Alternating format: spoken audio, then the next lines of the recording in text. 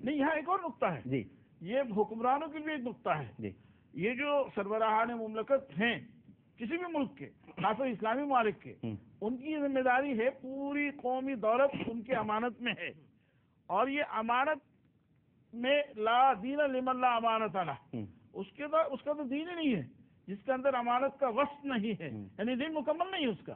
تو گویا جتنے بھی ہمارے سربراہان یا افسران ہیں وہ جس منصب پر فائز ہیں، جہاں جہاں قومی دولت ان کی نگرانی میں ہے وہ اس کے امین ہیں، ایک پیسہ بھی خیانت نہیں کر سکتے. حضرت عمر بن عبدالعزیز کا واقعہ تو آپ کو بھی معلوم ہے، جب وہ دوران کار رات میں کچھ دوست آ جاتے ہیں، ان سے پوچھا جاتا ہے کہ بھئی آپ کیسے تشریف لائے، تو اس وقت چراغ جل رہا تھا، اس وقت الیکٹریسٹی تو تھی نہیں، کہ میں اپنے کام سے آیا ہوں، ذاتی کام سے، آپ چراغ کر رہے تھے. احساس امانت نہیں ہے یہ سربراہان مملکت کے لیے. علی سے امانت بھی ملی، امانت بھی مل گئی، صداقت مل گئی. اب آپ دیکھیے بھی ملی خیبر میں اب ادھر میں لا رہا ہوں ابھی آپ کو.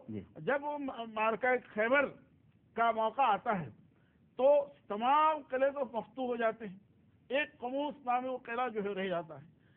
نبی اکرم صلی اللہ تعالیٰ علیہ وسلم کے لسان اقدس سے یہ اعلان ہوتا ہے، کل میں یہ اس شخصیت کو علم دوں گا جو اس قلعہ کو فتح کرے گی، اللہ کے رسول کے بھی پیارے ہوں گے. تو ہر صحابی کے دل میں جو وہاں موجود تھے یہ خواہش پیدا ہوئی، پوری رات دعا فطری بات ہے، فطری بات، پوری رات دعا میں، اور یہ خواہش کا پیدا ہونا فطری بات ہے کہ یہ اعزاز مجھے میسر آ جائے، یہ اعزاز مجھے مل جائے. تو صبح جب ہوئی تو اعلان ہوا عین علی، عین علی، عین علی. حضرت علی مرتضیٰ کہاں ہے؟ وہ آئے، ان کو اشوب چشم سے، لعاب دہن سے، وہاں اس کے بعد کہتے ہیں میرے آنکھ میں کبھی کوئی تکلیف ہوئی نہیں ہے. تو ایک تو واقعہ یہ ہے. اب عدالت پر آ جائیں. عدالت ہو گئی، صداقت ہو گئی، امانت ہو گئی، اور عدالت ایک اور بات محبت پہ بھی آتا ہوں. ہاں، محبت تو خیر. اب دیکھیے جب وہ جو پرندہ دھلا ہوا گوشت آتا ہے وہ کہتے ہیں اللہ اس فرد کو میرے پاس بھیج دے جو آپ کو سب سے زیادہ اور مجھے سب سے زیادہ محبوب ہو. تو حضرت علی مرتضیٰ رضی اللہ تعالیٰ عنہ تشریف لاتے ہیں. تو اس اعتبار سے عدالت کا جہاں تک تعلق ہے، جیسے یمن کا ذکر آیا، حضرت علی مرتضیٰ رضی اللہ عنہ یمن کے گورنر حاکم بنا کر یا جج بنا کر بھیجے گئے.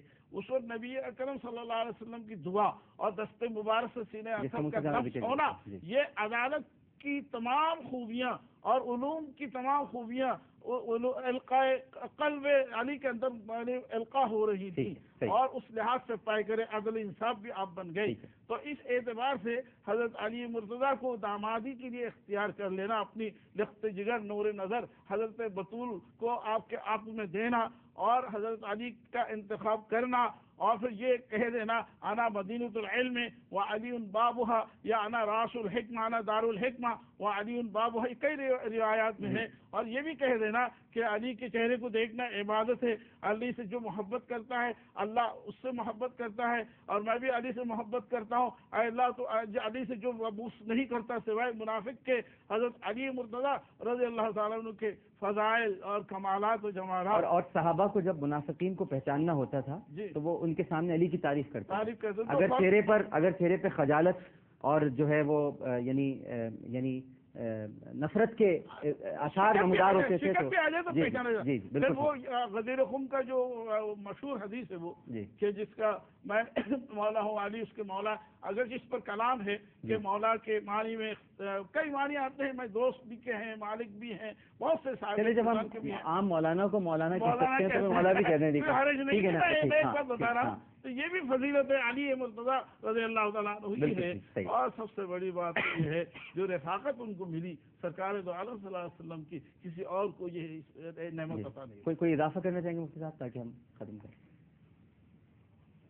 میں ایک بار پھر یہ عرض کرنا چاہوں گا کہ جہاں تک اس خاندوادے کی عظمت کا تعلق ہے، یہ امت کے درمیان کوئی اختلافی مسئلہ نہیں ہے. یہ امت کا متفق علیہ اور اجماعی مسئلہ ہے، اور ان کی محبت کے بغیر ایمان کی تکمیل نہیں ہوتی. اس لیے ان کے ذکر کو امت کے درمیان وحدت کا ذریعہ بنانا چاہیے. ان کے ذکر کو امت کو مجتمع کرنے کا ذریعہ بنانا چاہیے. لیکن اس کے لیے ہمیں خود بھی ذمہ داری قبول کرنی چاہیے. یہ نہیں ہے کہ یہاں میڈیا میں بیٹھ کر میں اخوت کی بات کروں اور باہر پھر آتش اور آگ کے شعلے اگلنے لگوں. یہ آپ نے کل بھی فرمایا تھا کہ اس کا آغاز تو میں خود سے کروں گا، اپنی ذات سے کروں گا. تو اس لیے سب کی ذمہ داری ہے کہ ملک مشکل دور سے گزر رہا ہے. ہر مکتبہ فکر کے جو بڑے علماء ہیں، خطباء ہیں، واعظین ہیں، ذاکرین ہیں، انہیں ملک کو اس آگ میں جلنے سے بچنا چاہیے. اور یہ ملک باقی ہے تو ہم سب کی پہچان ہے، یہ پروگرام بھی ہیں، سب کچھ ہے. اگر ملک نہیں تو پھر اس لیے اس ملک پر مشکل وقت ہے اور ہمیں سب کو یکجا ہو کر اس ملک کی سلامتی کی دعائیں بھی کرنی چاہیے اور اپنا کردار بھی ادا کرنا چاہیے. میں بہت شکر گزار ہوں پروفیسر مفتی منیب الرحمان صاحب آپ کا، پروفیسر ڈاکٹر فضل احمد صاحب آپ کا. اور ناظرین کرام، اس کے ساتھ ہی ہمارا یہ سیشن ابھی کمپلیٹ ہوتا ہے، لیکن ہماری ٹرانسمیشن جاری ہے ناظرین کرام، اور ابھی بہت ساری باتیں آپ سے کرنی ہیں. علماء کرام تشریف لائیں گے، علامہ سید حمزہ علی قادری صاحب بھی تشریف لائیں گے، علامہ مرزا یوسف حسین صاحب، عابد علی قمبری صاحب، مفتی عثمان یار خان صاحب، مفتی محمد سہیل رضا امجدی صاحب، سید مظفر شاہ قادری صاحب، علامہ حسینی صاحب، اور آپ سب کی بڑی خواہش ہے اور تشریف لائیں گے علامہ ڈاکٹر کوکب نورانی اکاڑوی صاحب. تو ابھی علماء کرام تشریف لائیں گے، ان سے گفتگو ہونی ہے. ایک چھوٹا سا وقفہ لیتے ہیں، اور وقفے میں جب ہم جائیں گے تو آپ دیکھ سکیں گے اتنا ذکر ہوا ہے اس وقت حضرت علی کا، تو یہ قدرتاً ایک ایسی بات ہوئی ہے کہ حضرت علی کے بعد اب جو ذکر ہونے والا ہے وہ حضرت عباس علمدار رضی اللہ تعالیٰ عنہ کا ہے. تو آپ پروگرام دیکھ سکیں گے العرین جو حضرت عباس علمدار رضی اللہ تعالیٰ عنہ پر ہے، کیونکہ علی کہا کرتے تھے کہ حسنین تو سرکار کے بیٹے ہیں، میرا بیٹا تو عباس ہے. ایک چھوٹا سا وقفہ، وقفے کے بعد دوبارہ حاضر ہوں گے. السلام علیکم ورحمۃ اللہ.